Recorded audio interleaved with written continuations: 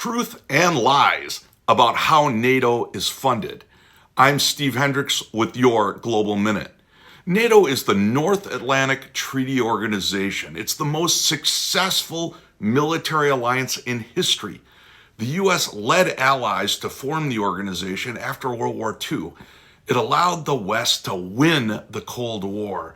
Today, it stands as a line in the sand holding back Russia from invading Europe. Donald Trump keeps saying that NATO countries aren't paying their bills. They're not paying their dues. He's used this false claim to argue that the United States shouldn't defend allies if they're attacked unless they've paid up. The truth? NATO members don't pay dues like a club. It's never worked that way. Donald Trump knows that. He lies because he thinks it will win him votes. He will say anything to get elected. So how does it work? Countries pledge to spend a certain percentage of their own defense budget, around 2% of GDP, on their military.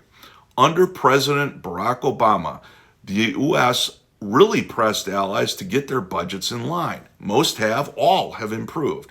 It's actually on track, a bit of a work in progress, but on track.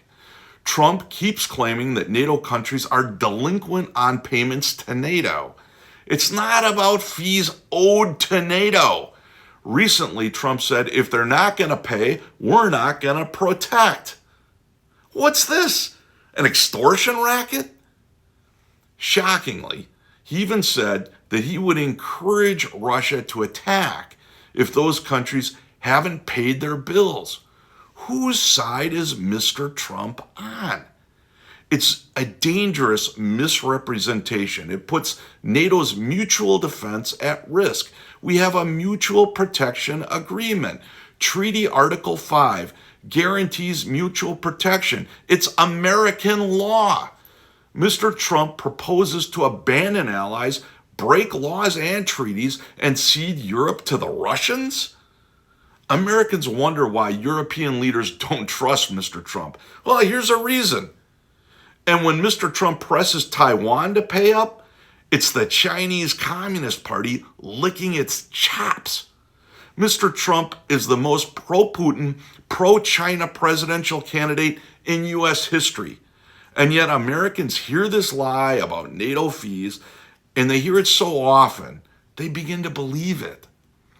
Whatever your views on today's political scene in America, to lie about our defense commitments, to undercut our national security, it's a disgrace to those who fought in World War II and to those who've kept the peace since then.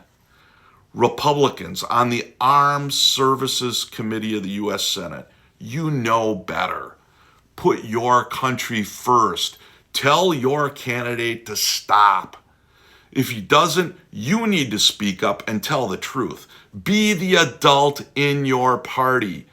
That's the real way to make America great again. American voters, you too can send a message to the Republican nominee. I'm Steve Hendrix for your Global Minute.